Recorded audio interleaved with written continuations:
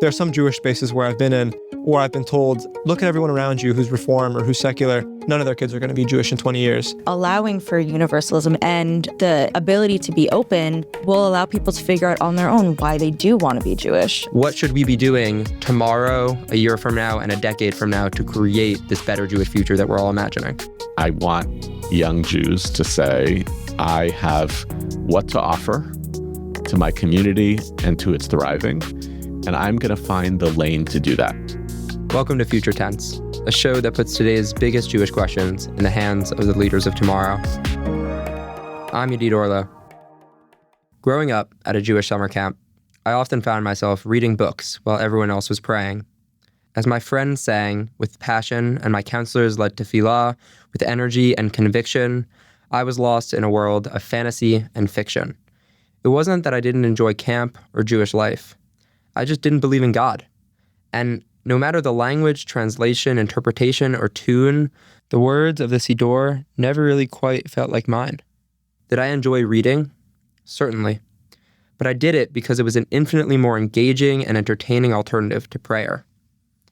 And as I felt an increasing sense of spiritual abnormality to my peers, a question began to emerge. Is there a Judaism that's right for me?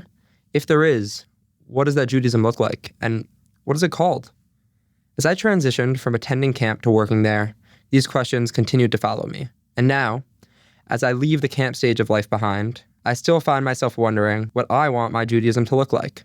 But as a slightly more future-oriented decision maker, I'm now contemplating how to balance the things I want and enjoy right now and the things I think will lead me to have the kind of Jewish life, family, and future that I believe in.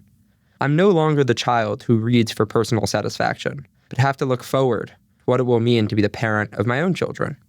Transitioning from considering which summer camp I will work at and where I'll spend my Friday nights on college campuses, to calculating which synagogue I plan on attending and where I'll eventually send my kids to school, signals a transition from personal enjoyment to sustainable value transmission.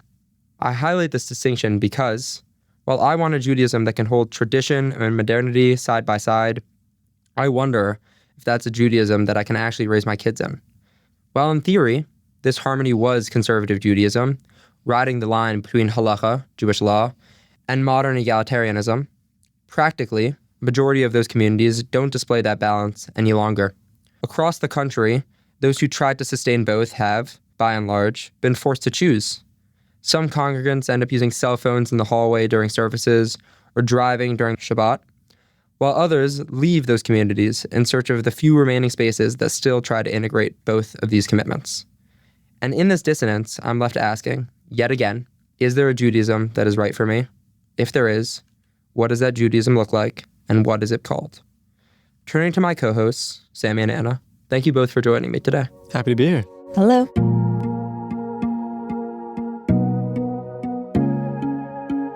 So, Sami and Anna, I'm wondering, how do you imagine your personal Judaism of the future? I think an ideal, which I've talked about with a lot of friends, even on Chavertu, we joke about like a Hartman commune, some version of like a really close-knit community, a Jewish community. Different people can practice different ways and they can go to different synagogues, but we have a central location to have events, to have meals. We raise our kids alongside each other. We enter each other's houses. We're part of each other's families, but we are still close enough to outside areas for people to engage in the kinds of practice that they want. I realize also a lot of these things follow along with what a kibbutz is, which at its foundation I think is a lovely concept and way of building community and exposing your kids to different kinds of people that hold the similar value of love and respect and diversity. I want what Anna has. I want what you want. That sounds great. I think maybe I would just add, I've loved the way I was raised. Shout out, gracias, mampa. I think that the being exposed to a diversity, sort of like a mishmash of Jewish ways of living and also non-Jewish ways of living. I really am someone who loves modernity, and I'm like willing to take risks to sort of try and be exposed to the non-Jewish world in ways that I think other Jewish friends maybe aren't. But I don't know exactly how I would paint the picture of what I want my personal future to be like. I think what I can say, though, is I want to raise my kids very similarly to how I was raised, or try to reproduce it in a similar fashion. And so I think, I'll tell you how I was raised. What my parents did for me and how I experienced it was that they had a certain set of values that they instilled in me. And they had, the practice that they, I think, ended up crystallizing in themselves, that was doing Shabbat, every week, and revolving family visits to Mexico, where most of our family is, around Jewish holidays, and making Jewish holidays and tradition very important to us, but also allowing us to be exposed and actively exposing us to other Jewish traditions, to sending us to a Jewish school where most of the practice itself was very dissimilar from what we had at home. And I think they were able to do that without feeling like I would stray too far from the tether, because even if I did choose to become more observant or to marry someone, frankly, who wasn't Jewish or who was super observant, I think they would have been okay with it, because they know they've instilled in me certain values, and that if I made a decision that was very different, it's because I had a really good reason to do so.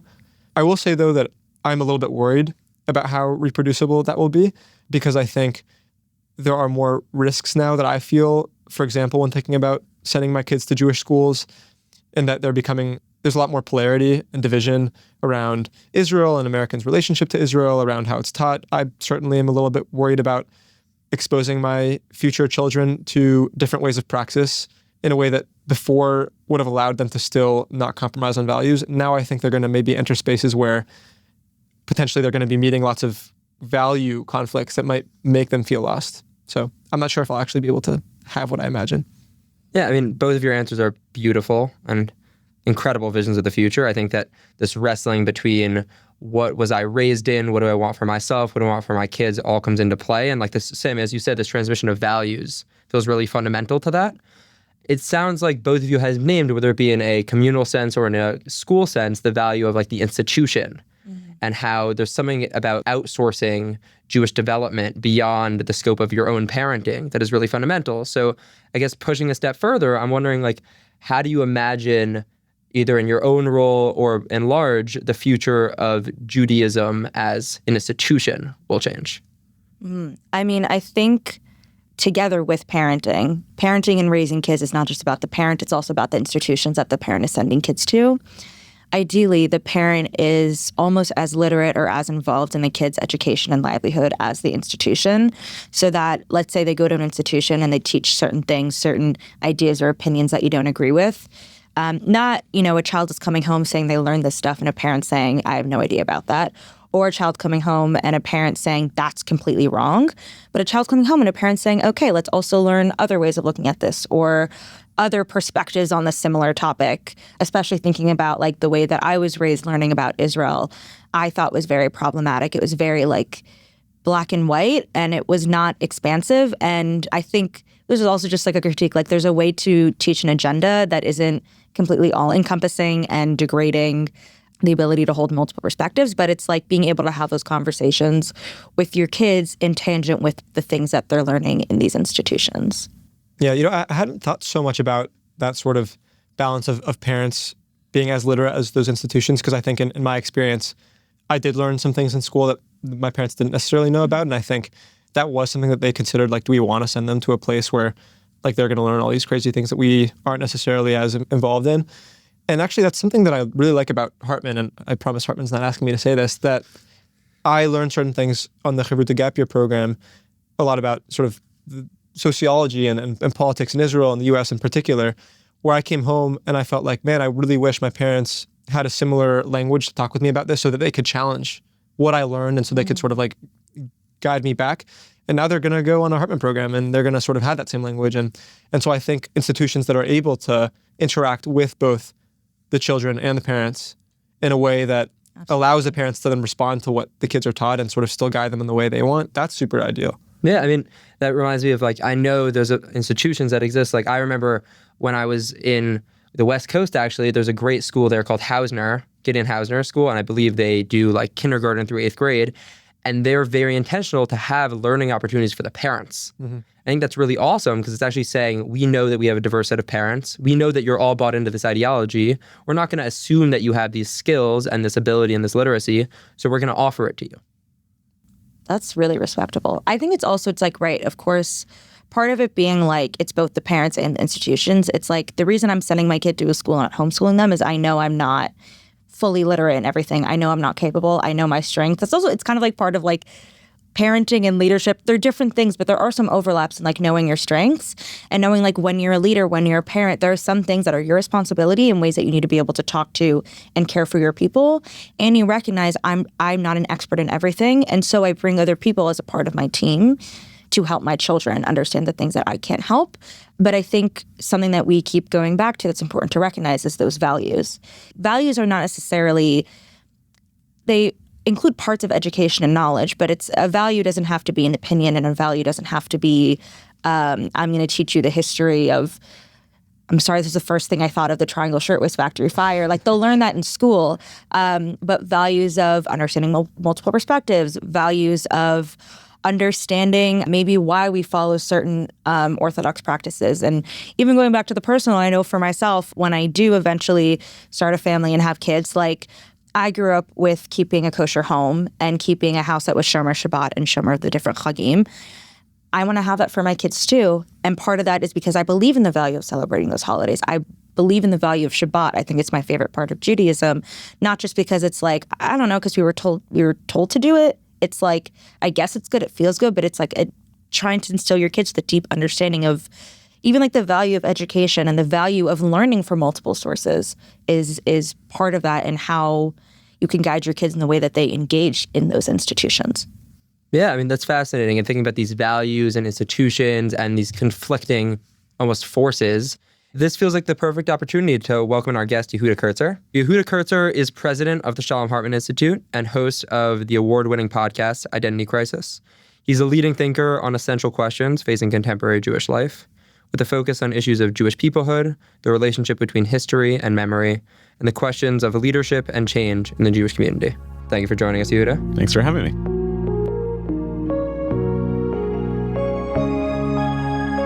So this feels like a great opportunity to pass this to Sami, because I know you had a really great question. Yeah. So I think Anna sort of finished our last conversation on a very positive note. I think it sounds like there's a lot to be excited about. But what I had said earlier on was that I am a bit worried that it'll be hard to reproduce what I was given, which was that we lived in this world where I could be exposed to many different types of practice while not feeling like I'm going to compromise my values. And that doesn't mean not meeting people with different ideologies. I can do that. But I think I'm a bit worried to expose like young kids or even myself to places where we can't really respect not only each other's practices differences, but our values. And so do you think that there is a way for me as a future parent to transmit this value of openness that I liked being given without risking making my kid feel lost or like they're going to compromise the values that I care about? Yeah, the answer is yes, there is a way to do it. And it's just by deciding that those are your commitments and that's the world that you want to build. And it sounds naive, but I think the reality is that as parents, as human beings, whatever relationships we have a lot of agency over which values we care about and which ones we decide to emphasize. And you'd be surprised by the fact that you'll find other people in the world who are eager for a more optimistic and positive vision of the future that you want to build than you might anticipate. Now, I don't want to make light of the fact that I agree with your assessment that there were aspects of previous eras of the American Jewish experience that these were not quite the same challenges. I don't want to pretend that like everything was great. I think that that's not true. I think there are so many significant advances in, and Stephanie and I talk about this a lot with our kids, about certain basic kind of moral norms were just not as good as they are today. So there's been a lot of positive movement in the value systems that are available to our kids, but there are areas where, okay, well, these communities are a little bit narrower and I'm choosing to be there as opposed to here, where, I don't know, this denominational choice feels imperfect and this denominational choice feels equally imperfect, but for opposite reasons. Those challenges are definitely there, but I kind of liked where you all started with what's a vision of the Jewish life you want to create and produce for your families and partners and children or whoever else is in that story and friends.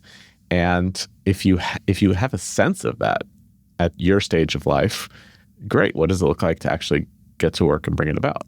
Mm-hmm. I think I want to ask you, I liked your answer a lot, but I want to ask you to be more specific if I could, because I think your answer maybe could apply to all Jews, but I've existed in a sphere around, we talked in a previous episode about Jewish adjacent folk and sort of being in a more secular Jewish environment where I really liked this balance of feeling like I could live my life and explore other traditions and do all these things, but still feel tethered to my Judaism. But there are some Jewish spaces where I've been in, where I've been told by the people who are there, who are maybe more Orthodox, look at everyone around you who's Reform or who's secular. None of their kids are going to be Jewish. They're not going to be Jewish in 20 years. And I feel confident about my own connection to Judaism. But I mean, I'm worried that there's some merit to them saying your specific version of Judaism doesn't have a chance. And so I'm worried. Like, is that something I should be worried about? I think that's noise. Yeah. I think it's really noise. I think, look, in general, anytime, if you look back at the last 250 years of Jewish history and said, let me pause the clock in 1840 and make demographic predictions of where the Jewish people are going to be in 1890. So take any spot in the last 250 years and project out demographically 50 years hence, all of your predictions would have been wrong. And that's partly because we've had very significant actual disruptions, anti-Semitism, the Holocaust, things like that, the creation of the State of Israel. There have been significant historical events, but also because demography is widely understood by a lot of people as being about predicting the future. And at best, it is a snapshot of the present. And oftentimes it's a really imperfect snapshot of the present. If you look at the Pew study over the last 30 to 40 years of Jewish identity in America, the biggest drop-off percentage-wise of I grew up one way and I'm living a different Jewish life is from Orthodox to non-Orthodox. That is by far the biggest drop-off. Now, I don't want to make light of the ways that assimilation sometimes moves people out of Jewishness entirely. That is very, very possible. But Reform has been dealing with this allegation and accusation since its founding. You're doing a lightweight version of Judaism and it's not going to reproduce itself. Reform Judaism, I know they just won the World Zionist Congress elections. Yeah. Like I don't know. I feel like demographic prediction has this tyrannical hold on our communities, and it allows people who feel really secure about the confidence of their own choices to mock and make light of other people's choices. And I don't know why we want to accept that. What is it that's pulling you or pushing you? Or let me put it differently. And this is a harsh word. Sure. But what's the insecurity that you have about your own choices around your identity that makes you want to believe that somebody's saying to you that their choices are ones that are going to endure in the future and your choices are going to be the ones that fail? Yeah. Do you want me to answer that? Yeah. I mean, I think that I said that I'm very glad that I was raised in a place where I could be very open to lots of different ways of being Jewish and non-Jewish alternatives to different facets of life. And I can't exactly articulate what values or how certain values were instilled in me that made me so confident that I would continue being Jewish. I asked jokingly in a previous episode, like, why am I Jewish? It was a joke because I feel why I want to be Jewish, and I know that that's a very central part of who I am. And I'm a Mexican-American Jew and have all these other facets of myself. Judaism's pretty central to all of that. But I do have a lot of friends who I think have had very similar upbringings to me and experiences who don't feel nearly as confident that they want to be in a relationship with a Jewish person, or they would, happily have an intermarriage. And I know many products of intermarriage who have been very committed Jews. Mm-hmm. But I feel like if I can't articulate to that person who's accusing me of maybe being too light exactly what it is that's making me as tied to Judaism as them, like maybe my openness would allow me to someday change my mind and say, actually, I do have some issues with ethnocentrism and the nationality. Maybe the world will change. In other words, I'm more universalistic than particularistic, and I know that has risks. Mm-hmm. I think as a person, I'm a person that was raised Orthodox and kind of dropped off a bit, but still very much value and understand why that life is really good for people. My little brother just finished his second year of yeshiva, and he's starting Hesder with actually Yadid's younger brother in the fall. And for him, it's wonderful. I find it beautiful that different people are different people and we all bring different things to the table. I think it's difficult to say, I want the Jewish people or my community to continue. I also want people to get to exist how they are and exist in a way that feels best to them. But so it's maybe someone then deciding maybe Judaism isn't up for me, I don't think is as terrible a thing as a lot of people do. And I think that allowing for universalism and the ability to be open will allow people to figure out on their own why they do want to be Jewish. I think I had that for myself, like post-Orthodox institutions.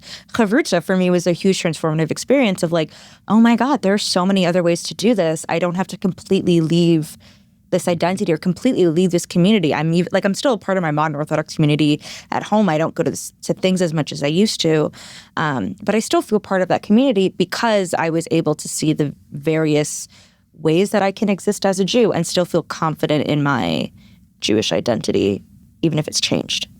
I also think it would be crazy for us not to mention the ways that politics around Israel is making many liberal, more secular Jews, they're being forced to, sometimes inappropriately, to question whether, they can be Zionist and liberal. And then for a lot of Jews, Zionist and Jewish go hand in hand. And so they're being forced to be in an uncomfortable position where they're being told you can be Jewish or liberal. Obviously, I don't think that's a correct division to make, but those are the types of questions that I think some Jews are being forced to reckon with. And I think the conclusion some people are going to come to is, well, I don't want to be part of this complex identity that is making me feel like I have to be, liberal and XYZ in one place, but not in another place. Sami, you're saying a lot of the language that you're saying actually sounds like an episode from Identity Crisis, Yehuda, that you did with Stephanie, where I remember you used language that sounded like, if you say to your kids, either you do this or you're wrong, and then they do the thing that's wrong, you lose your tether to them. Mm-hmm. And it feels like we're having a lot of conversations in parallel about how we're going to be parents and how we're going to run institutions. And it feels like this is a testament to that, because you have how are institutions going to say this is what's right and this is what's wrong, and how is that going to mean that they lose their tether to the kids? Yeah, I think both Stephanie and I take the position with our kids still that we're very clear about the things that we care about. And at the same time, our relationship with them is not contingent on them choosing to identify with those choices. And you're always in a gamble. I mean, I may have even quoted this on that podcast, but the book Far From the Tree had a big impact on me. It's worth reading if you haven't read it yet. In which the author profiles all these cases. Each chapter is a case of children who make very different choices from their parents. And some of them are genuinely choices. I think he includes like children of law-abiding parents who are murderers. But then there are also cases where it's not about choice. It's about, queer kids of straight parents, and a kind of famous case is deaf children of hearing parents. And the kind of overall thesis of the book is that we tend to think that identity is conveyed vertically, parent to child, but in many, many cases, identity is acquired horizontally. When you're a person who realizes the people who most resemble you, who help you understand who you are not your parents, but peers who are having a similar experience. And the radical thing I felt reading that book was, what happens when we treat our children as total strangers? Not all the time, but I mean as a lens. By that I mean, what happens when we offer them the curiosity of how we would relate to a stranger, the generosity of, wow, your choices are really interesting and they're not my own.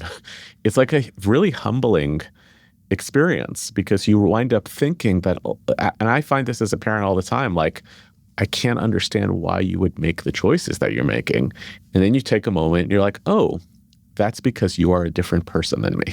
Even though you kind of look like me and we share genetic material, you're not. And actually, I found that to be like unbelievable musar, unbelievable like take it easy. You're not in the business. Liberating. It's liberating. You're not in the business of replicating yourself. The best you can do is say, like, these are things that are important to me, and you're really important to me. And I want to tell you why they're important to me. And I want to hope that they inform and influence your choices. And if you ultimately decide to do something different, it's not a judgment on me. It doesn't mean I was a lousy parent. It means that you're a different person who's decided to chart a different narrative for the world. Do you think that's true even for the case of the law-abiding parents and the murdered child, though? Like, is there not a point at which you might say, man, like, they're doing so much that is beyond what I wish that they could do, that I want some control back? What are you going to do? Yeah. I mean, I don't think there's anything that, God forbid, my children should ever wind up in prison. I don't think there's anything that they would do that would prevent me from visiting them.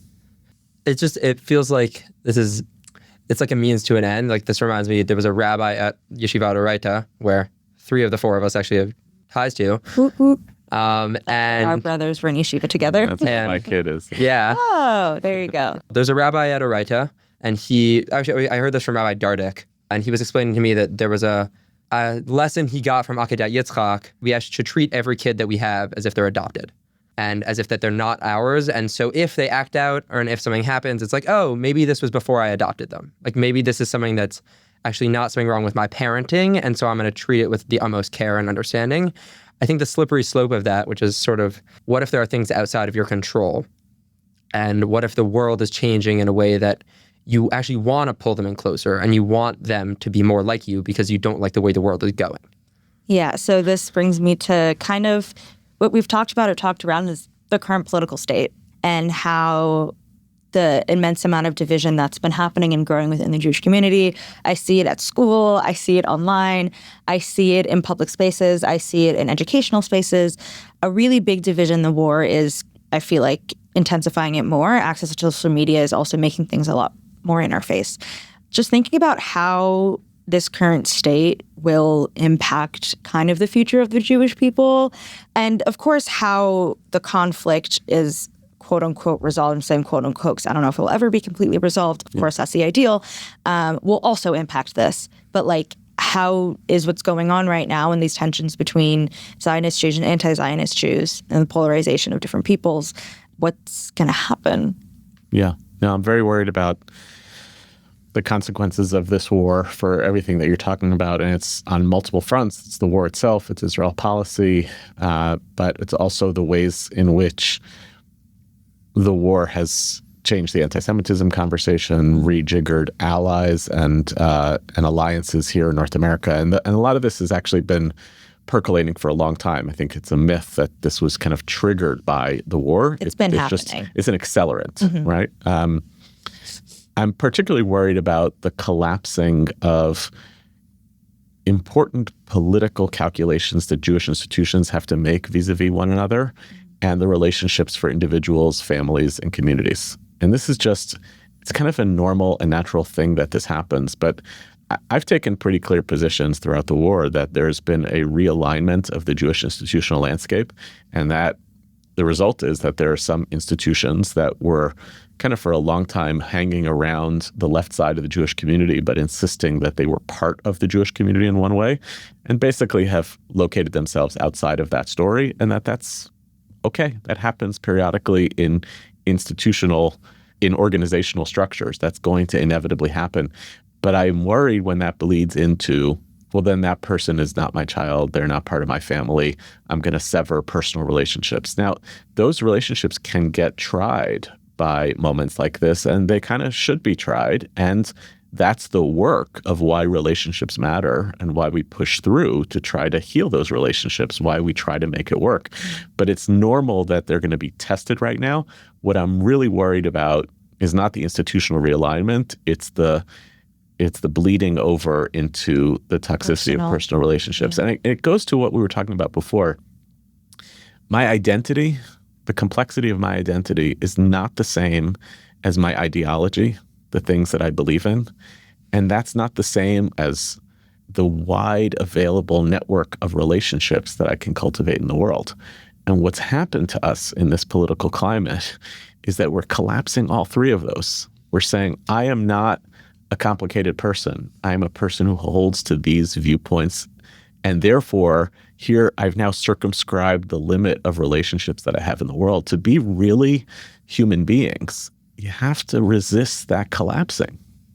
Here's my complicated identity. And here are some things I believe in. And some of those things that I believe in put me in relationship with others, and some of them test those relationships, but those relationships bring things to my life that are beyond my ideological commitments, and they stretch our identities a whole bunch of ways. That's an interesting conversation of how to grow, as opposed to what feels now, which is so narrow. Mm-hmm. And how do you, I think if someone listens to you say that, perhaps they can be inspired to become that way if they're already too siloed. And I think I'm very disposed to act in the way that you're prescribing. But what do I do about those people that I see who are my friends who I haven't seen in a while, that I now see online, shrinking that circle? Like, what can I do to encourage people in my life, in general, to have people appreciate that level of complexity. Can I also actually add on to that?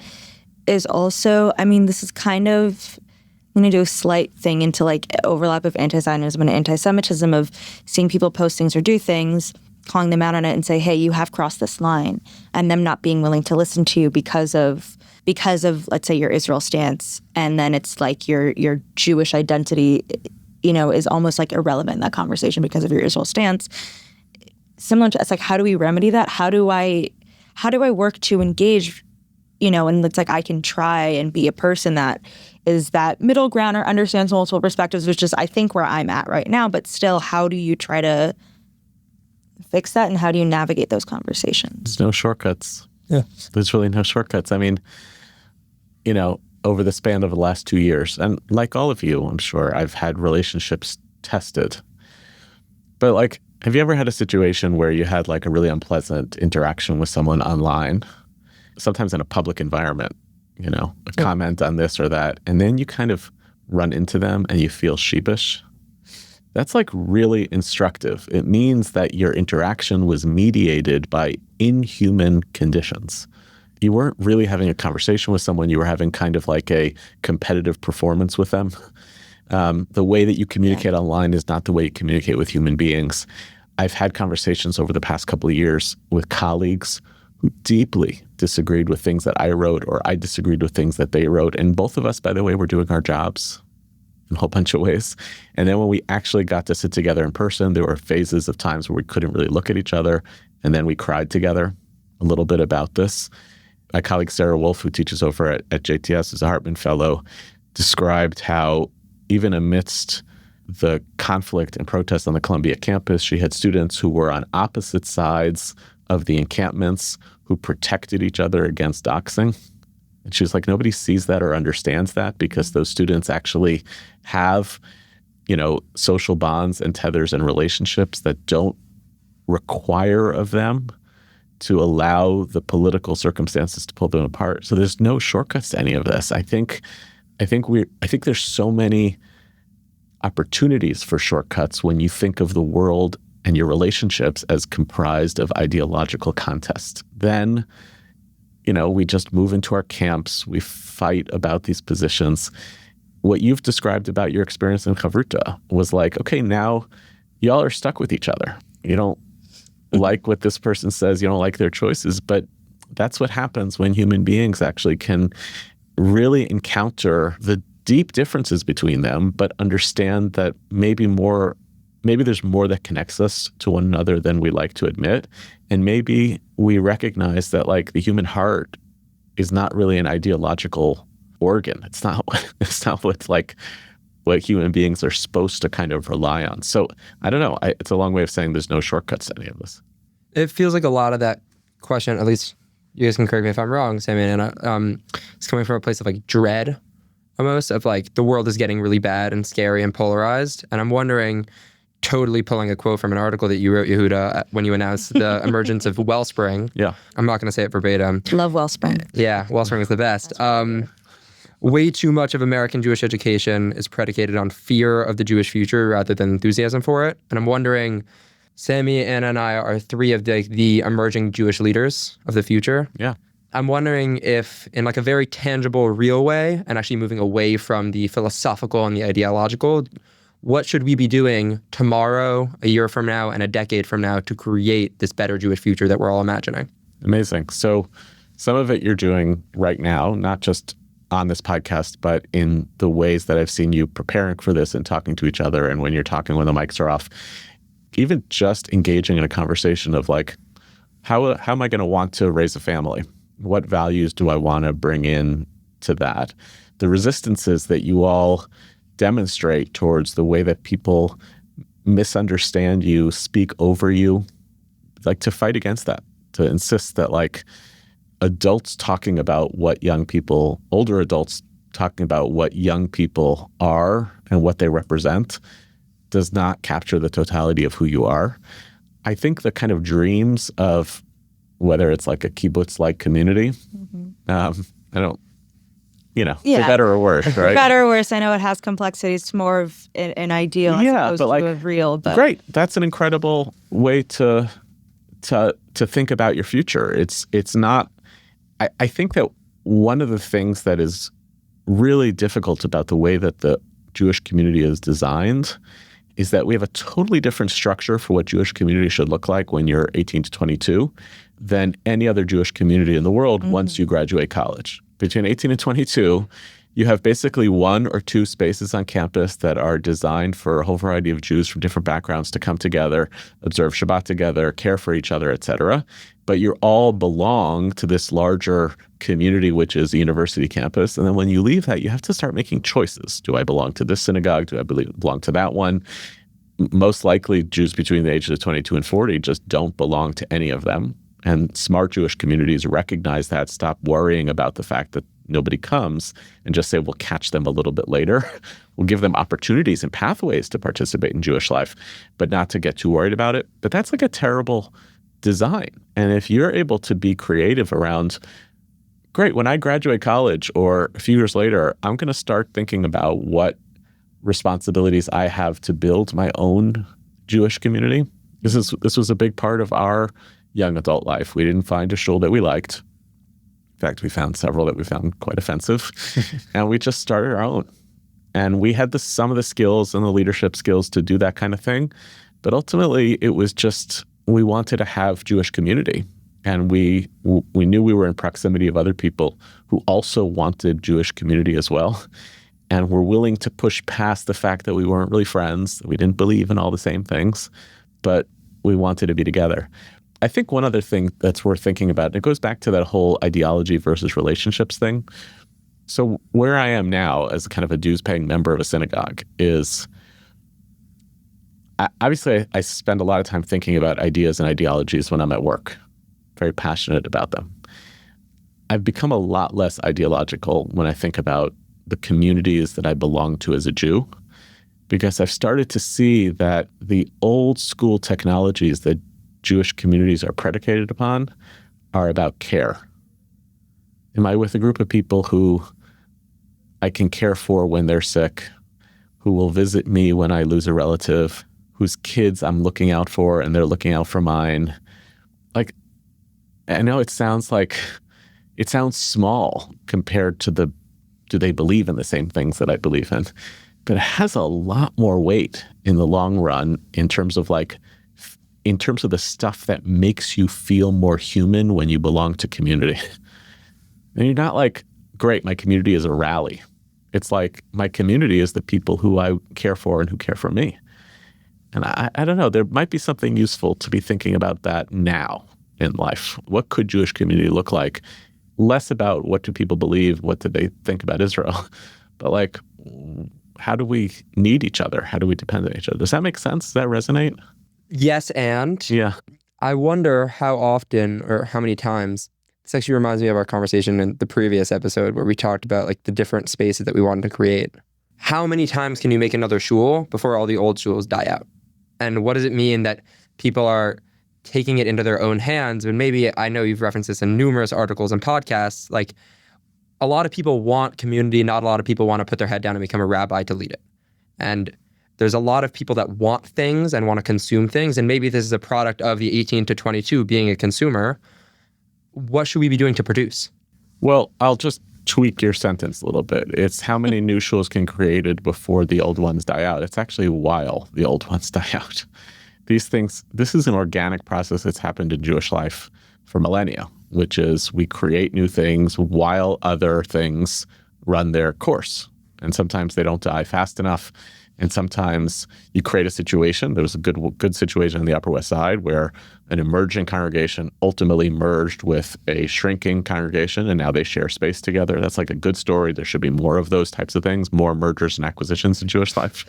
But it's important to not feel, as I was oftentimes made to feel, you're starting something new instead of joining something else. You're doing something wrong. Right? You should be just belonging to something that sucks as opposed to creating something that you want. That's just like a bizarre thing that we demand of people. So when it comes to the leadership crisis, this is not just about rabbis. It's about a larger concern that fewer and fewer young people are pursuing lives of public service. And rabbi is just one example of that. Is it viewed as rewarding? Is it viewed as toxic? Do people actually want to be shapers of the societies that they're in? I don't think, it's not like I go around and tell all young people they should be rabbis. That's insane. What I do think is that I want young Jews to say, I have what to offer to my community and to its thriving, and I'm going to find the lane to do that. And if it's being a rabbi because the work you want to do is pastoral and spiritual and educational, great, we need you. And I want our community to be more upfront at saying, we actually need you, we want you, as opposed to, are you sure you want to make that choice? And if it's not that, if you're passionate about going into finance, great, be a great lay leader, be a philanthropist. You could have huge impact in Jewish life that way. And there's countless other types of examples. So we need to cultivate more of a conversation that's not a part of the reason to not be talking about fear of the future is because when people are scared of the future, they just won't want to be involved in shaping it. And if you basically say, like we talked about earlier, the future of Jewish life is totally different every 50 years, then like what might this look like is totally dependent on all of you. And I guess I'm going to flip this question back to all of you. Like, you've done several of these podcasts. You've talked to each other. You've talked to other Hartman scholars. What are you thinking differently about? I mean, it'll take me some time, certainly, to process, I think, all that we've talked about. But I think something that you touched on about intentionality earlier is something I'm thinking about a lot, which is before coming into these conversations, I thought I wasn't a very intentional person because I mixed up intentionality with assuredness. I thought, oh, to be intentional, it means I have to know what it is that I want and to be able to pinpoint it. Where really, I think practicing intentionality is just making sure that you're always exploring or trying to sort of think about those things, even if you're not reaching conclusions that you always like. And I think it also ties in a little bit to what you said about in-person contact being important, sort of across political divides. I think I'm not going to be a rabbi most likely, but I am very interested in conflict resolution and mediation and how American Jews relate to each other over conflict in Israel. And I've certainly felt that in-person contact is super important. And I think there are some times where I've gone into a conversation, mostly in person, or online, that have gone poorly, in person that have gone very well, or sometimes haven't gone super well. Even the ones that haven't gone well, the ones where I felt like I didn't make a new friend out of this, or we didn't understand each other well, I don't think I've ever had one that felt like I regret having done this. I think I will always take the opportunity to meet someone I disagree with, because I know that it'll help me in sort of practicing intentionality and helping me figure out how I can contribute more to the Jewish world around me. I was going to say, kind of adding on to what Sami was saying, is I think I'm pretty good at having conversations with people I disagree with, but it's something I want to continue to work on and get better on. And I think that's something that has come up for me a lot throughout this, is how important that is. And I think with certain issues, especially in conversations surrounding Israel, I feel like I've experienced with people and communities and events on like complete opposite ends, and personal relationships with people on complete both opposite ends. And so I feel like that's a kind of thing where I can disagree with people, but I have a baseline of respect and understanding of why they think what they think, why they feel what they feel, and not to denigrate it. There are some other issues where I don't give people that same level of respect. And I was thinking about the thing you use, I have, childhood friends who I see now who I love. They have some opinions that I strongly disagree with, but I still love and appreciate them. But there are other people who have those same opinions that I completely disagree with, and I'm like, they're terrible people, I won't talk to them. Why am I not giving those people that same level of respect? And so that's something I want to be better about. And also tying to what you're saying towards the end, like I also do feel very hopeful. I think I did before, but again, it's being in spaces like this and being with my co-hosts and being with you, people who really care about a future of Jewish people, people who I know will continue to put in the work, whether or not these spaces already exist. I know that we've all been part of creating spaces like that already, or continuing to work on those spaces. Like, I think gives me a lot of hope for the future of Jewish peoplehood. Yeah. That's fascinating, because actually when I think about the future, I'm actually very tense, because as I've thought about Judaism more, it seems more and more like an ecosystem, and it's very codependent, and there's almost like a perfect symbiosis that's been achieved. And we're getting very polarized as a world. And I'm afraid that even though we're having these conversations and they're very rich, we are siloed in our conversations. And it's great that we have pluralism, and it's great that we have these diverse conversations about deep and meaningful concepts. and we're doing them in a studio as opposed to with thousands of people. And it's frightening. Hopefully this reaches thousands of people. And I want to say two things to what you all just said. One is I love the language around intentionality. We talk a lot in our work at Hartman about how sometimes the activity is the outcome. This is part of a larger resistance against the notion that, the distinction between means and ends, that you're supposed to be so obsessed with the ends that it doesn't matter what means you engage with, which is kind of at play in our democracies right now. But the same is true oftentimes thinking about Jewish education and Jewish community. You want to have an outcome where people talk respectfully to each other, where they engage across difference, where they can have Shabbat meals together. You do that, and then you have the outcome. And that's true here. You're talking to each other. You are thinking out loud. You are taking risks in imagining your own future. You're talking about networks of relationships and friends that you're struggling with. That activity ultimately becomes an outcome. You start developing habits of ways of being in the world, and then the world, at least around you, starts to accommodate that. And I guess one thing just to think optimistically about your ecosystem metaphor. Yeah, first of all, that ecosystem's never been that great for what it's worth. But maybe even just thinking like, staying with the metaphor, there are times when in an ecosystem, parts of it are undergoing some desertification. Great. So we know that, right? What was once a healthy part of the ecosystem is now struggling.